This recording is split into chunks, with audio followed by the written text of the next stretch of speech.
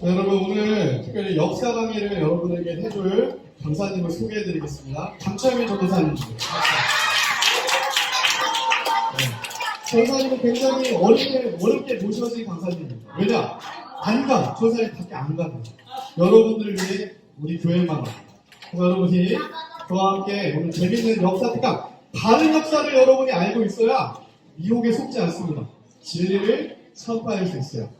특별히 오늘 이 시간에는 전사님이 앞으로 우리가 4주 동안 바른 역사 특강이 진행될 거고 2주랑 3주, 다음 주랑 다다음 주는 역사 선생님이 오셔서 건국과 6.25에 대해서 정확하게 여러분에게 정말 중요한 사건들을 나열하면서 잘 알려주실 거고 마지막에 성경과 국가관이 무엇인지를 통일부 강사님께서 오셔서 여러분에게 잘 설명을 해주실 겁니다. 자, 우리 오늘 제목을 한번 같이 읽어보도록 하겠습니다. 시작!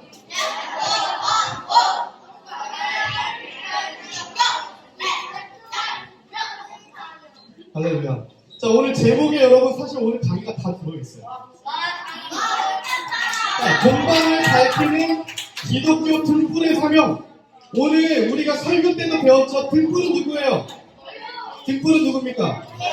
예수님. 그러면 대한민국이 동방을 밝히는 등불이 되려면 어떻게 돼야 되는 거야? 대한민국이 예수님을 믿는 국가가 돼야 됩니다. 성경적인 가치로 세워지는 국가가 돼야 동방을 밝혀서 하나님의 가치, 성경적 가치를 동방에 퍼뜨릴 수가 있는 거예요. 그 사명이 대한민국에 있습니다. 그것을 발견한 사람이 2명이 있었는데 무호 선교사님과 이승만 대통령이었어요. 이따가 한번 우리가 이 부분을 살펴보도록 할게요. 최근에 큰 전쟁이 한번 일어났죠. 지금도 이 전쟁은 끊어지지 않고 있어요. 그렇죠? 우크라이나와 대한민국이 전쟁하는 거예요? 우크라이나와 러시아가 전쟁하고 있어요. 누가 이겼습니까? 이 전쟁에서? 아직 안 이겼어요. 아직 아무도 못 이겼어요. 맞아요. 여러분, 전 세계가 지금 깜짝 이렇게 놀랐어요. 왜 깜짝 놀랐냐면 러시아가 3일 만에 이길 줄 알았거든. 근데 벌써 3일이 10일이 되고 20일이 되고 50일이 되더니 지금 100일이 됐습니다.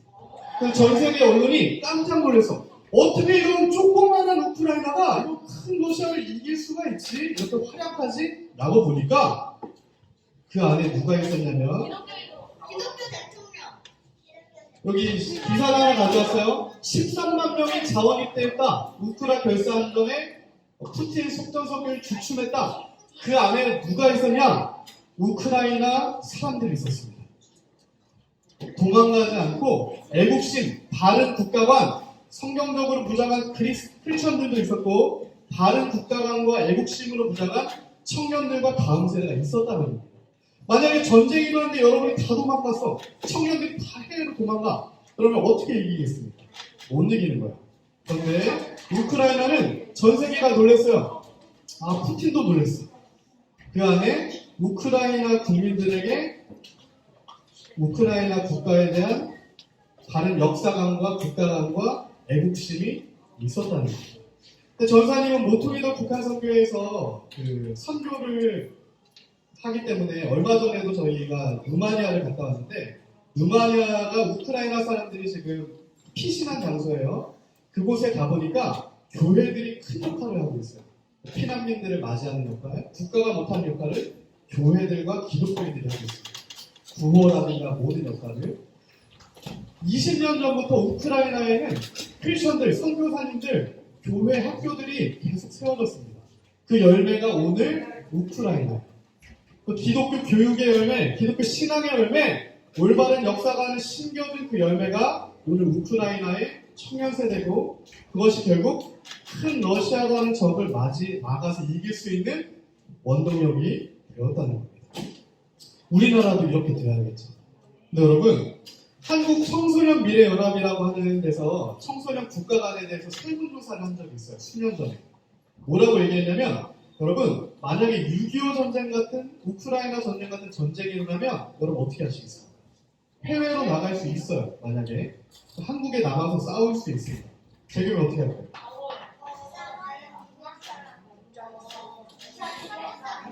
델타버스 그렇게 안 해요. 사준이 어떻게 할 겁니까? 도망갈 수 있어. 어떻게 할까요? 싸울 거야? 자, 그런데 여러분, 저는 지하철에 죽을 거예요. 중고등학생 중에 60%, 무려 59%가 전쟁이 나면 나는 해외로 도망가겠습니다 라는 설문을 했습니다. 굉장히 충격적인 설문이에요. 만약에 아까 우크라이나처럼 청년들과 다음 세대가 싸워야 되는데, 이 나라를 지켜야 되는데, 아, 전쟁이 일어나면 나 먼저, 내 목숨 먼저, 내 목숨 먼저 보존하겠습니다 라는 설문을 했다는 겁니다. 그리고 충격적인 설문이었는데, 한국의 주적이 어딥니까? 라는 질문에 여러분의 주적은 누구냐면, 지금 대한민국 군인과 러시아 우크라이나처럼 이 전쟁 상황 중에 적대 관계에 있는 나라가 어딥니까? 라는 질문이에요. 그런데 일본입니다 라고 대답한 사람이 제일 많았어요. 청소년. 여러분, 이게 맞는 얘기일까요? 아니에요. 자, 헌법상 대한민국의 지금 적은 어딥니까? 휴전 상태예요. 지금 전쟁이 끝난 게 아닙니다. 지금 대한민국의 헌법상 주적은, 법적인 적은, 전쟁을 계속 하고 있는 대상은 북한이에요. 그래서 왜 일본이라는 얘기가 나왔을까요? 잘못된 역사 교육 때문에 그랬어요. 특별히 뭐 전교조라든가 이런 잘못된 선생님들의 역사 교육을 통해서, 아, 우리의 주적은 일본입니다. 첫 번째. 우리의 주적은 미국입니다. 두 번째. 북한이 이렇게 있어. 말도 안 되죠? 맞아, 미국은 우리의 동맹이에요. 전사님도 이러한 설문조사 통계를 보고 깜짝 놀랐는데, 우리 그 안에 들리는 초등부는 정말 성경의 역사관과 국가관과 성경 세계관을 배워서 이렇게 미혹되지 않은 것을 하나님께 감사를 드립니다. 그래서 결국에는 여러분, 이런 바른 국가관을 교육받지 못하면 이 나라의 미래가 어떻게 되겠어요? 만약에 전쟁이 난다면 어떻게 하겠습니까? 참전한다는 19.5%밖에 안 돼. 나머지는 해외로 복귀하겠다. 58%. 국내 그냥 남아서 숨어있겠다. 21%. 잘 모르겠다. 32%. 나는 정말 적극적으로 전쟁에 참여하겠다. 19%밖에. 자, 이 나라를 만약에 우리가 지키지 않으면 누가 지켜줄까? 못 지켜주는 거. 우리가 다 이 나라를 사랑하는 마음으로 이 나라를 지켜야 될 책임이 있어요. 그래서 이 바른 국가 간의 분쟁은 결국 나라의 등불을 꺼트리게 되어 있습니다. 그래서 우리가 이 나라의 등불을 꺼트리지 않으려면 계속해서 올바른 교육을 받고, 여러분이 여러분 친구들에게도 정말 이러한 진리와 바른 역사를 먼저 아는 사람은 가르쳐줘야 돼요. 왜 지금 이 청소년들이 애국적이지 않은 생각을 갖게 됐을까요? 이들의 책임이었을까? 아니에요. 엄밀한 의미에서 전도사님이, 우리 교회가, 학교가, 정부가 여러분에게 국민의 의무가 무엇인지 교육을 안 했기 때문입니다. 그래서 이것을 교육해야 돼요. 여러분, 예를 들어볼게요. 여러분, 다른 나라랑 대한민국이랑 브라질 축구 시합을 하죠. 그럼 어디? 난 브라질 응원한다. 브라질. 오케이. 자, 대한민국이랑 일본이랑 축구한다. 일본 응원하는 사람. 일본 응원해요?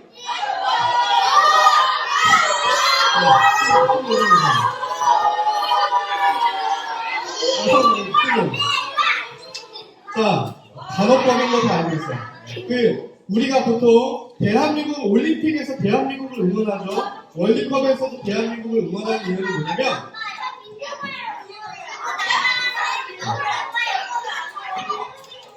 전도사님 얘기할게요.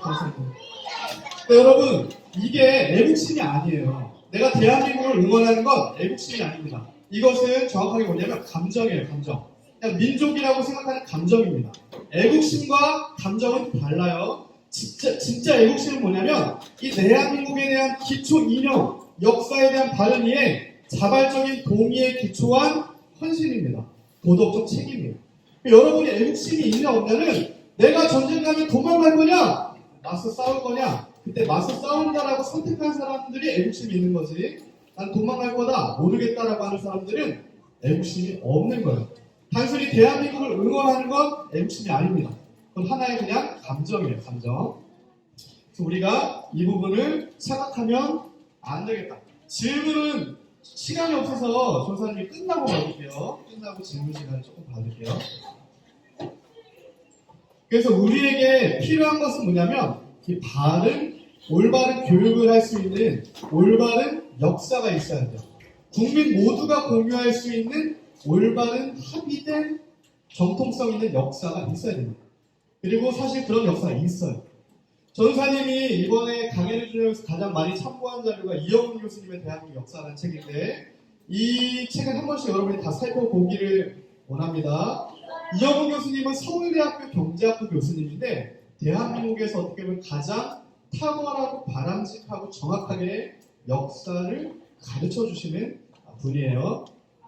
이영훈 교수님이 이런 얘기를 합니다. 뭐라고 얘기하냐면 자유민주주의와 공산주의가 대립할 때 그러니까 쉽게 얘기하면 남한과 북한이 싸울 때 그것은 다른 어떤 것으로도 통합될 수가 없다.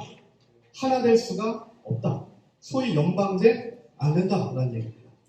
그런 점에서 이승만 대통령이 했던 한반도의 분단 상황은 불가피한 상황이었다. 그 상황적으로 가장 올바른 선택이었다라는 얘기입니다. 그래서 이승만 대통령은 좌우 합작의 유혹을 물리쳤어요. 공산주의와 하나 됩시다. 하나 될 수 있습니다. 우리는 한민족인데 같은 핏줄인데 다 속임입니다. 우리 한민족이 아니에요. 민족은 감성 영역이에요. 이러한 거짓을 자유라는 이념에 입각해서 기독교적 가치에 입각해서 천국 인권이라고 하는 하나님의 가치에 입각해서 물리쳤어. 그것은 진리가 아닙니다. 공산주의와는 하나가 될 수 없습니다. 우리의 주적은 북한이 맞습니다. 북한 정권이 주적이에요. 북한 주민을 살려야 되는 겁니다. 오해는 하면 안 되고. 그래서 우리는 새로운 나라를 세워야 합니다. 그래서 대한민국은 새로운 나라로 세워졌습니다. 1948년 8월 15일에 대한민국은 자유이념, 성경적 가치를 기초로 해서 새롭게 세워지게 됐어요. 그런데 우리 건국의 아버지들이 못다한 가치가 있죠. 어떤 가치입니까? 통일. 그래서 남북 통일이라고 하는 문제, 자유민주주의 통일이라고 하는 문제는 다음 세대인 저와 여러분에게 넘어와 있는 과제예요. 그래서 우리는 이승만 대통령과 우리 선진들이 했던 나라 만들기 작업처럼 어떻게 하면 새로운 나라 만들기를 해야 됩니다. 통일이 될 거예요. 북한이 무너질 겁니다. 그때 우리는 성경적인 가치, 성경적인 역사관, 성경적인 국가관을 기초로 해서 하나님이 기뻐하시는 정의와 공의가 가득한 나라로 이 나라 대한민국을 통일한국을 만들어 내야 합니다. 할렐루야. 이영훈 교수님도 이렇게 얘기해요. 어느 나라가 자신의 출생과 성장 과정에 대해 국민들의 애국심으로 공감할 역사를 쓸 수 없다면 그 나라는 장래가 없다. 좀 어렵죠. 무슨 얘기냐면 이런 얘기예요. 전사님 생일이 언제인지 아는 사람? 크리스마스 안 9월 18일. 전사님 생일은 8월 3일이에요. 기억하세요. 전사님 생일은 8월 3일이에요. 근데 전사님이 생일을 까먹었어. 그래갖고 전사님이 우리 재경이 할 때는 전도사님 생일은 5월 31일이야. 기억해? 또 얘기합니다. 시원한테. 전도사님 생일은 10월 31일이야. 기억해? 사진한테 또 얘기야. 전도사님 생일은 12월 25일이야. 기억해? 여러분, 이게 말이 돼요? 말이 돼? 말이 안 되죠? 말이 안 되는 얘기예요. 한 사람이 생일이 두 개일 수 있어요? 없습니다. 그럼 여러분, 한 국가가 생일이 두 개일 수 있을까? 한 나라가 생일이 건국일이 두 개일 수 있어요? 없습니다. 대한민국의 생일은 1948년 8월 15일이에요. 그런데 일단에서는 아닙니다. 1919년이 대한민국의 생일이에요. 라고 북한의 성금을 받아서 대한민국의 정체성을 무시하고 무너뜨리려고 하는 등불을 꺼뜨리려고 하는 사람들이 있다는 얘기입니다. 여러분들이 뉴스에서도 옛날 자료로도 봤을 건데 전도사님은 실제로 봤어요. 여러분 중에 2002년 때 태어나는 사람 없죠? 다 그 이후에 태어났잖아. 2002년에 어떤 사건이 있었냐면 미선이 효순이라고 하는 사건이 있었어. 미선이 효순이 사건은 뭐냐면 사람들 많이 모였죠. 손에 뭐 들고 있어? 촛불 들고 있잖아. 이때 미선이랑 효순이가 고속도로 같은 갓길에 이렇게 가다가 군사훈련 중인 미군에 치여서 죽을 사건이에요. 자, 그럼 누가 잘못입니까? 뭐가 잘못이에요? 교통사고입니다. 훈련 중에 이 두 친구가 안타깝지만 고속도로 갓길로 걸어가다가 치여서 죽을 사건이에요. 하루에도 수천 명이 교통사고로 죽습니다. 다만 이때는 미군에게 죽었다는 게 이슈가 됐어요. 그래서 이것을 가지고 수만 명이 광장으로 뛰어나갔어요. 그리고 동일하게 2010년에는 어떤 사건이 있었냐면 천안함 사건이 있었어요. 이 과정 중에서는 계속 북한 소림 아닙니다. 걸려가지고 다친 거야라고 얘기했지만 결과적으로 마지막에는 북한의 어뢰에 의한 폭침이라는 것이 밝혀졌어요. 북한에서 천안함을 이렇게 어려운 말로 폭침, 이렇게 가라앉게 만든 거예요. 미사일 발사를 한 거예요.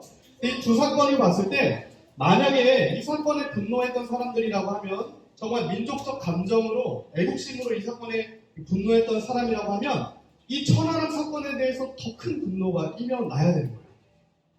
왜냐? 똑같은 사건이죠. 어떻게 보면 더 사실은 이 잘못된 사건이죠. 적군이 쳐들어온 사건이에요. 그런데 그 당시에 어떤 일이 있었냐면 미선이 효순이 사건 때는 이렇게 광화문에 수많은 사람들이 모였어요. 잘못했다는 거죠. 미군. 주한미군 철수해라, 나라에서 떠나가라. 다 선동된 겁니다. 이 감정에 선동된 거예요. 왜 그랬습니까? 이성을 찾지 못해서. 다른 이성, 다른 역사관, 올바른 국가관이 없었기 때문에 다 민족이라고 하는 감정, 거짓의 영역에 선동돼서 우리 민족이 미국 민족한테 이렇게 죽으면 안 돼. 이렇게 다 선동된 거예요. 근데 북한은 어때? 북한이 했어. 발전했어. 근데 가만히 있어. 왜? 우리 민족끼리인데, 북한도 우리 민족인데 그 정도 잘못할 수 있지. 이러한 거짓말을 일삼는 사람들이 지금도 있다는 겁니다. 중요한 거는 그런 사람들이 학교 교육 현장에도 있고 공무원 중에서도 있고 북한을 편드는 사람들, 대한민국을 오히려 무너뜨리려고 하는 사람들이 실질적으로 존재하는 것이 오늘 대한민국의 현실이에요. 최근에 러시아랑 우크라이나 전쟁하면서 우크라이나 안에 러시아 스파이들이 굉장히 많이 발견됐습니다. 국회의원인데 알고 보니까 러시아 스파이였어요. 전쟁 일으키려고 러시아가 보냈다고. 마찬가지로 대한민국에도 간첩이 있습니다. 북한에서 보낸 지령을 받은 스파이들이 많아요. 그런 사람들이 선동을 일으켜요. 미국 주한미군 철수하게 만드십시오. 건국에 1948년 부정하게 하세요. 이러한 거짓된 선동을 지금도 북한과 그것에 선동된 간첩 세력들이 일으키고 있다. 그래서 우리는 전사님이 좀 레어하게 여러분에게 얘기하지만 우리는 이런 감성, 거짓된 감성에 속아 넘어가면 안 된다라는 겁니다. 그런데도 계속해서 이 감성으로 한반도를 역사 왜곡시키는 사람들이 있어요. 두 가지를 왜곡시킵니다. 크게. 첫 번째는 역사관을 왜곡시키는데 고교생들을 대상으로 설문조사를 했어요. 그랬더니 고교생 설문에 응답한 사람 중에 70%가 한국전쟁은 북한이 남한을 쳐들어온 게 아니라 남한이 북한을 쳐들어간 전쟁입니다. 라고 대답을 했어요. 이거는 2013년에 조사했던 자료인데 그러니까 다음 세대 70%가 북한이 우리나라를 쳐들어온 거잖아. 그죠? 근데 70% 10명 중에 7명이 남한이 북한을 쳐들어갔습니다. 남한에서 미군이 북한이 쳐들어올 것을 이렇게 유도했습니다. 이런 대답을 한 거예요. 이게 거짓된 역사관의 열매입니다. 그래서 우리는 속으면 안 돼요. 한국전쟁은 남침입니다. 북한이 남한을 침범한 남침이에요. 북한이 남한을 쳐들어온 전쟁입니다. 지금 러시아가 우크라이나를 쳐들어간 것처럼. 자, 두 번째 역사 왜곡이 있는데 그게 어떤 역사 왜곡이 있냐면 거짓된 국가관에 대한 왜곡이 있어요. 특별히 대한민국의 생일이 언제입니까? 건국일이 언제입니까? 라는 역사 논쟁이 첨예하게 붙어있는 상태가 지금 대한민국입니다. 자, 여러분 생각해보세요. 1919년에는 어떤 사건이 있었습니까? 그래서 상해 임시정부 수립일이 1919년이에요. 1948년에는 어떤 일이 있었어요? 대한민국 제헌국회가 만들어졌고 대한민국 선거 이후에 대한민국이 건국된 사건이 1948년에 있었습니다.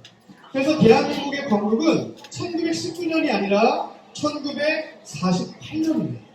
그런데 지금 북한과 그의 추종 세력들은 대한민국의 정통성을 무너뜨려야 되기 때문에 대한민국을 부정해야 되기 때문에 계속해서 이 상해 임시정부 건국 100주년이다 이런 거짓말들을 하는 거예요. 근데 이러한 말도 안 되는 얘기를 대한민국의 대통령까지도 이런 미혹에 걸려버린 상황이 오늘 우리가 살고 있는 대한민국의 현실입니다. 안타깝죠? 자, 문재인 대통령이 이런 얘기를 한 적이 있어요. 2019년, 2년 뒤인 2019년은 대한민국 건국과 임시정부 수립 100주년이 되는 뜻깊은 해입니다. 맞습니까? 틀립니까? 틀려요. 자, 대한민국 건국 100주년이 아니라 1948년에 건국됐기 때문에 몇 주년이 되겠어요? 이때 71주년, 70주년이 됐겠죠? 건국 100년을 되돌아보면서 앞으로 100년을 준비해 나가겠습니다. 건국은 1919년은 임시정부 수립일로 해야 합니다. 이런 것들을 사실은 지금도 잘못된 역사 인식을 갖고 있는 사람들이 거짓된 선동으로 교육으로 여러 가지 영역에서 벌어지고 있습니다. 그래서 이게 사실은 이 건국절 논쟁은 굉장히 치열한 논쟁이에요. 여러분 생각보다. 대한민국의 정통성이 어디서부터 시작되느냐의 싸움입니다. 근데 우리 윌버포스 아카데미 또 그 안에 지금 초등부 이걸 잘 알아야 돼요. 자, 찬성과 반대 입장을 살펴보면 보통 이런 거예요. 근거를 봅시다. 근거를. 대한민국이 1948년 8월 15일 건국절로 해야 됩니다. 라는 근거는 남한 정부의 정통성이 있습니다. 대한민국 헌법 3조, 대한민국 한반도와 그 부속도서를 영토로 한다. 대한민국이 유엔에서 처음으로 인정했던 한반도의 유일한 헌법 국가였습니다. 라는 것을 가지고 건국절이 1948년입니다. 라는 주장하는 겁니다. 이게 맞아요. 그런데 1919년이 건국일입니다. 라고 하는 사람들은 뭐라고 얘기하냐면 북한을 대한민국 역사에서 단절시키면 안 됩니다. 북한 정권을 우리가 무시하면 안 됩니다. 북한 정권과도 거짓된 평화도 해야 됩니다. 이러한 잘못된 생각을 갖고 있는 사람들이 있다는 거예요. 그래서 우리는 다시 한번 올바른 성경적 역사관, 올바른 성경적 국가관을 가지고 하나님께서 보호해 주시는 그런 나라가 될 수 있도록 기도하며 진리를 선포하며 메신저로서 여러분이 나아가야 합니다. 유명한 역사학자 중에 여러분 에리카라고 하는 영국의 역사학자가 이런 얘기를 했어요. 역사는 무엇입니까? 역사는 과거와 현재의 끊임없는 대화입니다. 라는 얘기를 했습니다. 마치 전도사님이 재겸을 불렀어. 재겸이 내 전도사님 이렇게 대화하는 것처럼 과거와 현재가 끊임없이 대화하는 거예요. 그래서 역사에서 가장 중요한 것은 이 대화를 통한 해석입니다. 해석. 그 사건이 어떠한 의미를 갖고 있느냐에 대한 바른 해석이 중요하다는 거예요. 결론적으로 역사는 과거에 있었던 단순한 사건을 의미하는 게 아닙니다. 그것에 대한 우리의 해석이 중요한 거예요. 우리가 과거에 있었던 사건을 성경적으로 해석하는 게 중요한 거예요. 그래서 같은 사건을 두고도 아까 그 천안함 사건, 그죠? 북한이 했던 소행, 광화문에 있었던 이런 사건들을 갖고도 우리가 어떠한 관점과 문제의식을 갖느냐에 따라 해석이 두 가지로 나뉘게 된다는 겁니다. 그래서 우리는 건강한 성경적 역사관을 가져야 하는 것이고, 질문을 또 나와보죠. 건강한 성경적 역사관을 갖기 위해서는 여러분이 잘 알아야 될 게 두 가지가 있어요. 두 가지 개념이 있습니다. 두 가지 개념의 첫 번째 개념은 뭐냐면 민족주의라는 개념을 여러분이 잘 아셔야 돼요. 이 민족주의라는 개념은 굉장히 중요한 개념입니다. 여러분, 언제부터 민족은 누가 나눈 거예요? 사람이 나눴을까? 성경에서 하나님께서 민족과 나라를 나누시죠. 민족의 경계, 나라의 경계를 하나님께서 나누셨습니다. 그래서 건강한 민족주의, 올바른 민족주의는 중요합니다. 세계화가 중요한 게 아니라 어떻게 하면 건강한 민족주의가 중요한데 이거예요. 한국인에게 이제 가장 익숙한 역사관입니다. 우리 고학년들은 좀 이해할 수 있을 건데 저학년들은 조사님이 좀 계속해서 몇 번에 걸쳐 설명을 해줄게요. 여러분, 대한민국의 조상은 누구라고 배웠어요? 단군 할아버지. 그죠? 거짓말입니다. 단군이라는 사람은 존재하지도 않아요. 그런데 이러한 우리가 모두가 단군 할아버지의 자손이라고 하는 이 거짓말이 거짓된 감정의 영역에서 잘못된 민족주의를 우리에게 들어와 있어요. 그래서 민족이란 개념을 우리가 제대로 설정하는 게 중요한데 첫 번째, 이 민족이라는 것은 무엇이냐면 첫 번째로 혈연이 뭔지 알죠? 피, 같은 피, 한민족의 피, 혈연을 바탕으로 둔 공동체입니다. 공동체. 같은 의식을 갖고 있는 그리고 이 민족이라는 것은 이성의 영역이 아니라 감성의 영역인 것이고 그리고 다시 세 번째 마지막 민족이라는 것은 세대 간에 계승돼야 되는 거예요. 여러분에게 전사님이 우리는 이러한 민족입니다라는 것을 교육시켜서 여러분이 그것에 대한 이해가 있었을 때 우리는 한 민족이 되는 겁니다. 그래서 북한 민족과 대한민국 민족은 같은 민족일까요? 다른 민족이에요. 그래서 북한은 헌법상 김일성 민족이라고 자신들을 표기해요. 자신들이 우리는 김일성 민족입니다 이렇게 해요. 근데 우리는 어떤 민족입니까? 우리는 자유를 기초로 하는 개인의 자유를 신앙의 자유를 종교의 자유를 기초로 하는 헌법 아래서의 개인이 모인 공동체로서의 민족입니다 라는 얘기를 하게 되는 거죠. 자, 첫 번째 올바른 역사관을 갖기 위해서는 첫 번째 민족주의라는 것이 무엇인지 정확하게 민족이란 올바른 개념이 무엇인지를 여러분이 이해하셔야 되는 거고요. 두 번째는 뭐를 여러분이 이해해야 되냐면 자유라고 하는 이념과 사상을 이해하셔야 돼요. 자유라고 하는 개념은 성경에서만 나오는 겁니다. 기독교가 아닌 상태에서 자유가 주어진 역사적 사례가 없어요. 그래서 개인에게 주어지는 우리가 누리는 자유는 다 성경에서 나오는 자유입니다. 이 자유 사상, 기독교 사상이에요. 자, 이 자유라는 자유 사상은 언제 발전이 됐냐면 1517년에 마틴 루터가 종교개혁을 했어요. 유럽에서 16세기에 종교개혁이 일어났습니다. 다시 성경으로 돌아가자 우리가 배웠던 5가지 솔라 오직 예수 그리스도, 오직 하나님의 영광, 오직 성경, 오직 믿음. 그래서 이 성경적인 5가지를 기초로 만들어진 문명이 기독교 문명인 것이고 이 기독교 문명이 결국에는 1776년에 미국의 독립을 이룬 기초 이념이 된 겁니다. 그래서 여러분 세 번째 단락을 한번 보세요. 세 번째 단락.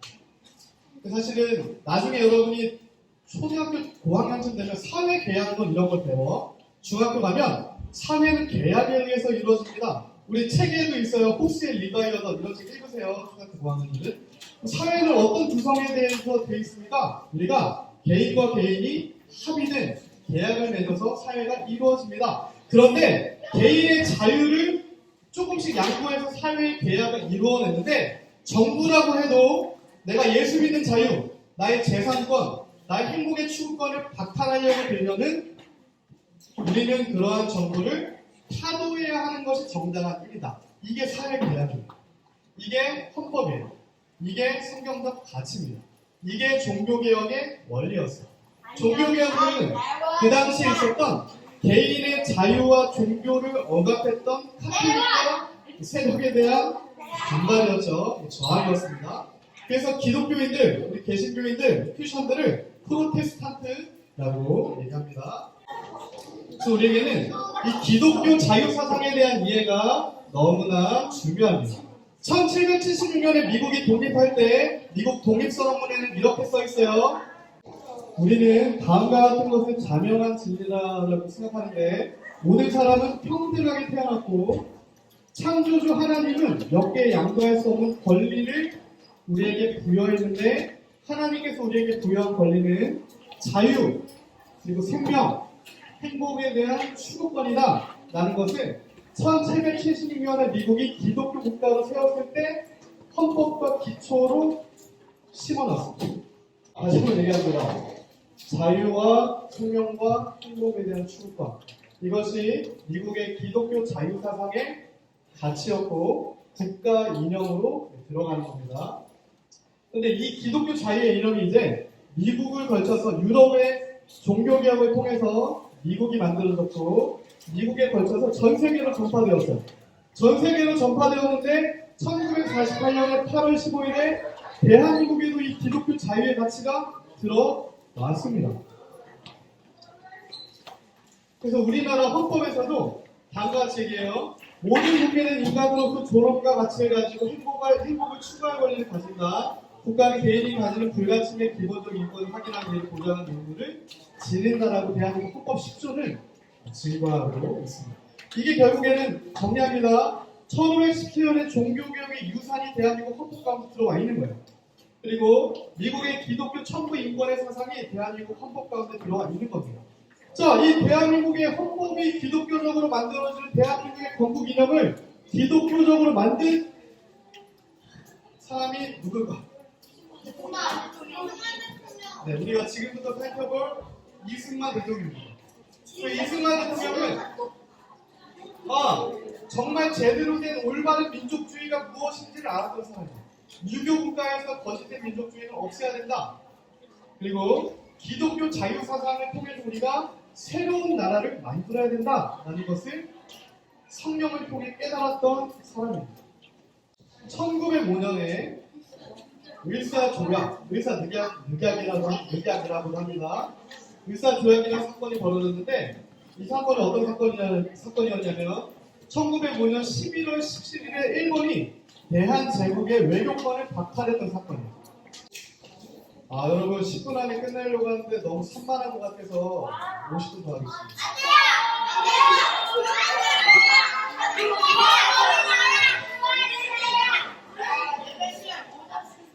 자, 이유민 어디 갔어요? 선생님, 자, 15분 안에 마치도록 할게요.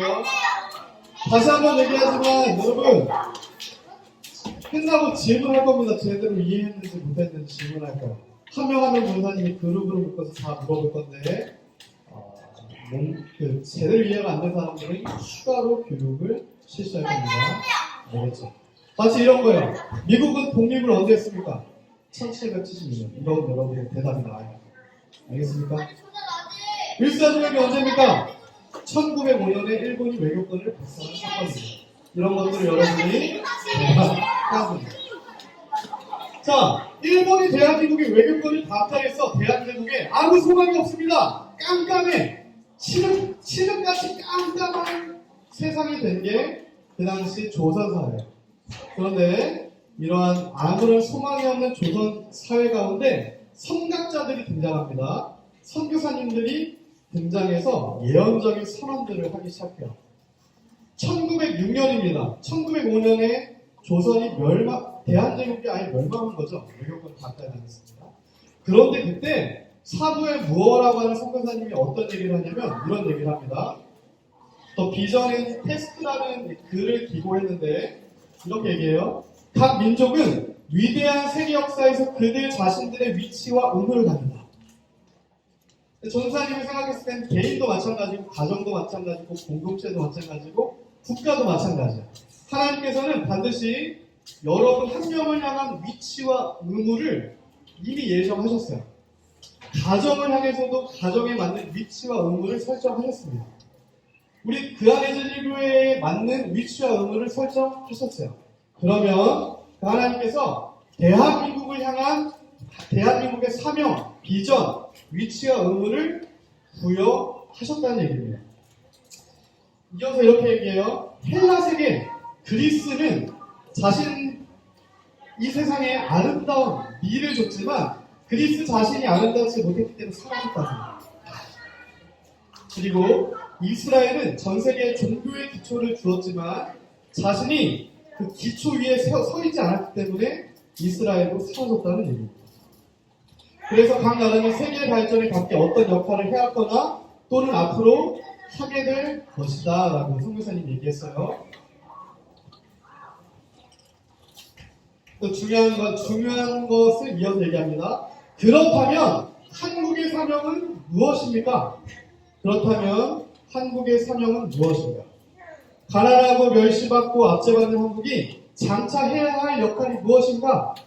칠흑 같은 동방의 어둠에 진리의 빛을 가져다줄 하나님의 메신저가 되는 것이 지금 대한민국의 사명이다. 곧 기독교 등불로서의 역할을 해야 되는 것이 당시 조선에서 멸망한 대한제국, 즉 대한민국의 사명이다라고 하는 것을 1906년에 사무엘 무어 선교사님이 어떻게 보면 예언한 거예요. 선견했습니다. 그래서 앞으로 대한민국은 동방의 수많은 무지와 거짓에 미혹되어 있는 나라들을 아까 기독교적 자유민주주의 사상, 개인의 천부인권 사상, 하나님께로 날아오게 만드는 선교적인 국가가 될 것이다 라는 것을 사무엘 무어 선교사님이 얘기를 했고, 이것을 동일하게 하나님으로부터 비전을 받았던 인물이 누구냐면 이승만 대통령입니다. 모든 사람은 공과 가가 있죠. 물론 이승만 대통령도 사람이기 때문에 잘못한 부분이 있습니다. 하지만 전 세계 어느 나라도 자신들의 건국의 아버지들, 미국의 건국의 아버지들, 국가의 건국의 아버지를 대한민국처럼 평유하는 나라는 없어요. 전 세계 어느 나라를 가도 자신들의 국가를 만들었던 그 건국의 아버지들을 이렇게 깎아내리는 나라가 없습니다. 대한민국이 유일해요. 어떻게 보면. 그래서 우리는 이러한 일련의 일들이 잘못되었다는 것을 깨달아서 우리는 다시 한번 건국의 아버지들, 특별히 한성 감옥을 통해서 기독교로 나라를 세우려고 했던 건국의 아버지들에 대한 바른 이해와 다른 해석을 가져야 합니다. 이승만 대통령이 기독교 입국론에 대한 비전을 하나님으로부터 받았어요. 그런데 이승만 대통령이 여러분 잘 알다시피 23살에 고종 황제 폐위를 주장하다가 감옥에 갇혀요. 한성 감옥에 갇힙니다. 그래서 한성 감옥에서 5년 7개월을 무려 사형수로 있었어요. 당장 내일 죽을 수 있는 상황이 벌어진 거예요. 그렇게 사형수로 이승만 대통령이 한성 감옥에 갇혔어요. 생지옥이었습니다. 아무 소망이 없는 어두운 곳에서 이승만 대통령이 성경을 수백 독을 하다가 기독교로 회심을 하게 돼요. 그래서 이승만 대통령은 국내에서 양반 출신인데 개종한 첫 번째 크리스천입니다. 이 종의 출신이 아니라 왕족이고 양반 출신인데 예수님을 믿은 첫 번째 인물이 이승만 대통령입니다. 그런 차원에서 보면 하나님께서 이스라엘을 어떻게 건국한 모세처럼 그렇게 특별하게 건국의 아버지를 선택하셔서 대한민국의 사명을 이루게 하셨다라고 볼 수가 있겠죠. 이승만 대통령은 한성 감옥에서도 이렇게 기도합니다. 하나님, 우리 조국을 구원해 주옵소서.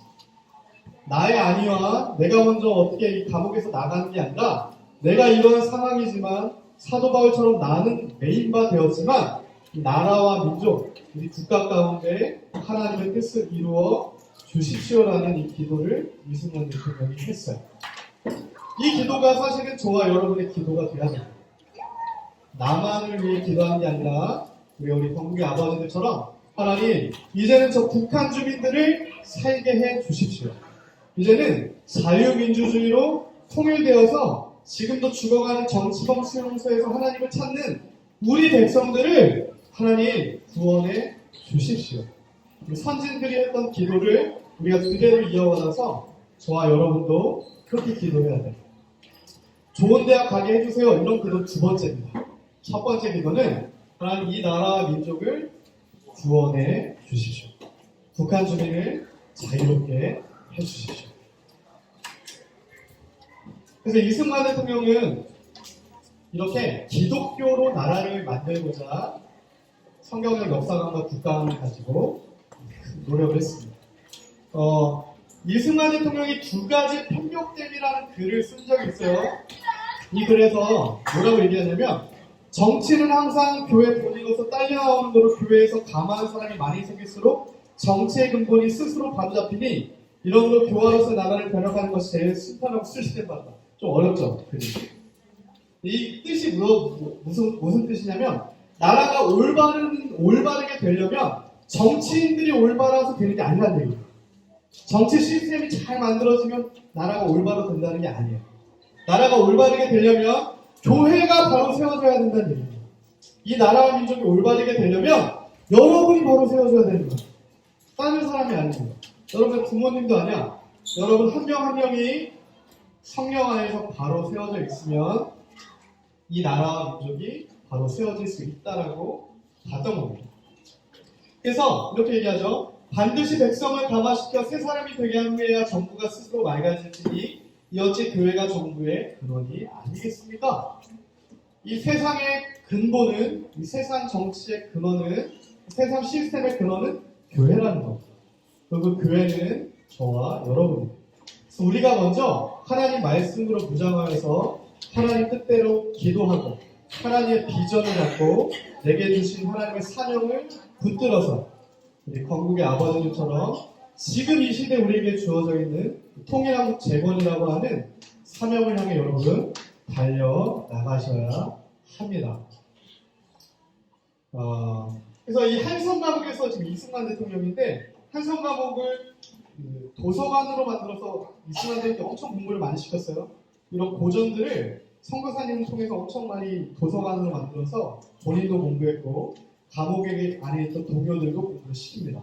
그리고 이 안에서 무려 40명을 기독교로 전도를 했어요. 예수님을 믿지 않았던 사람들인데 감옥 안에서 40명을 예수님을 믿게끔 전도를 했어요. 그 중에서 가장 유명한 사람이 누구냐면 수많은 사람들이 있는데 월남 이상재 선생님이라고 이분은 한국의 톨스토이라고 불렸던 사람입니다. 이분이 3.1운동을 만들었어요. 3.1운동을 기획했습니다. 그래서 민족의 지도자 33명 중에 절반이 기독교인이 될 수 있었던 이유는 이승만의 전도를 받았던 월남 이상재 선생님이 독립운동을 일으켰기 때문입니다. 경고 한번.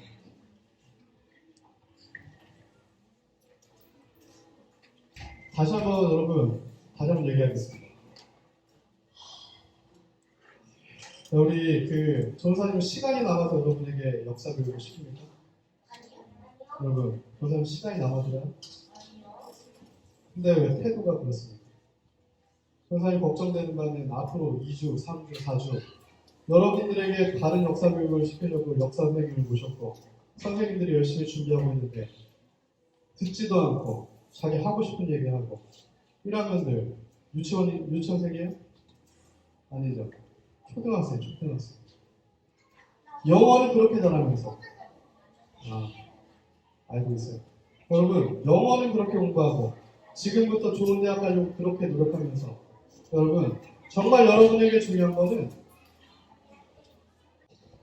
여러분은 들을 준비하고 왔습니까? 그냥 왔죠. 그게 잘못된 태도입니다.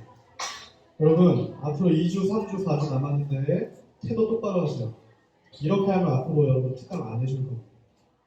여러분 성경만 읽을 거예요. 3시간 동안. 알겠습니까? 다시 한번 얘기합니다. 예배도 태도가 중요하지만 공부도 태도가 중요해요. 여러분 학교에서 이런 태도로 공부해요? 학교에서 공부할 때도 이런 태도로 하면 안 됩니다. 알겠어요? 제대로 준비해서 제대로 사명을 이루겠다는 각오로 공부하세요. 공부는 놀면서 하는 게 아닙니다. 전사님이 지금도 일주일에 한 2권 정도는 읽으려고. 여러분 왜 공부합니까? 왜 교육받아요? 그냥 똑똑해지려고? 나 잘 되려고? 아니라고 계속 얘기합니다. 여러분에게는 생명을 살려야 될 책임과 의무가 있습니다. 여러분이 누리고 있는 자유가 공짜로 주어진 게 아니라는 얘기예요. 여러분이 지금 이 자유를 얻기 위해서 수천 명, 수만 명, 수십만 명의 우리 선진들이 죽었습니다. 6.25 때 미국 군인만 100만 명이 죽었어요. 여러분 한 명을 자유롭게 하려고. 왜 죽습니까, 미국군? 유엔군이 와서 부상자만 수백만 명이 됩니다. 왜 그들이 그런 선택을 했어요? 하나님의 자유의 가치가 그만큼 중요하다는 거였습니다. 오늘 우리가 누리는 자유가 공짜가 아닙니다. 굉장히 비싼 자유예요. 우리에게 주어진 구원도 마찬가지예요. 공짜가 아닙니다. 예수님께서 대가를 지불하셨기에 우리가 구원을 얻은 겁니다. 마찬가지로 우리가 누리는 이 자유, 생명, 행복에 대한 추구 이런 것들도 우리 선진들, 기독교 신앙인들이 대가 지불을 피 흘려서 했기 때문에 우리에게 주어진 거예요. 그래서 우리가 그 자유의 가치를 알고 더 바른 역사관을 갖고 국가관을 가져서 이제는 자유가 없는 저 북한 주민들에게도 자유가 없는 동방의 이런 국가들에게도 하나님의 말씀과 복음과 자유를 전파하는 동방의 등불로서 메신저 역할이 대한민국에게도 주어졌지만 나에게도 주어졌다는 사실을 여러분이 책임을 통감하시고 책임을 지는 여러분이 되기를 예수님을 축복합니다. 할렐루야. 그렇게 되셔야 돼요. 여러분 이건 해도 되고 안 해도 되는 게 아닙니다. 애국심이라고 하는 것은 아까 민족이라고 하는 건 설명해줬죠. 책임입니다. 도덕적 의무에. 그래서 여러분이 먼저 자유케 된 자로서 지금도 가난한 자들, 포로된 자들, 자유가 없는 자들을 자유케 해야 될 책임이 있습니다. 그게 제자에게 주어진 책임이고 오늘 대한민국에 주어진 책임이에요. 선교 한국으로 나가야 되는 책임이 오늘 우리에게 있습니다. 할렐루야. 여러분 앞으로 20년 후가 되면 여러분은 통일한국의 시대를 살게 될 거예요. 교사님 예견합니다. 20년 안 걸릴 거예요. 북한 정권 무너질 겁니다. 그때 여러분 등불을 잃어버린 다섯천처럼 놀고 있다가 딱 무너졌어. 아무것도 못하고 아무 하나님의 쓰임도 못 받으면 어떻게 할 겁니까?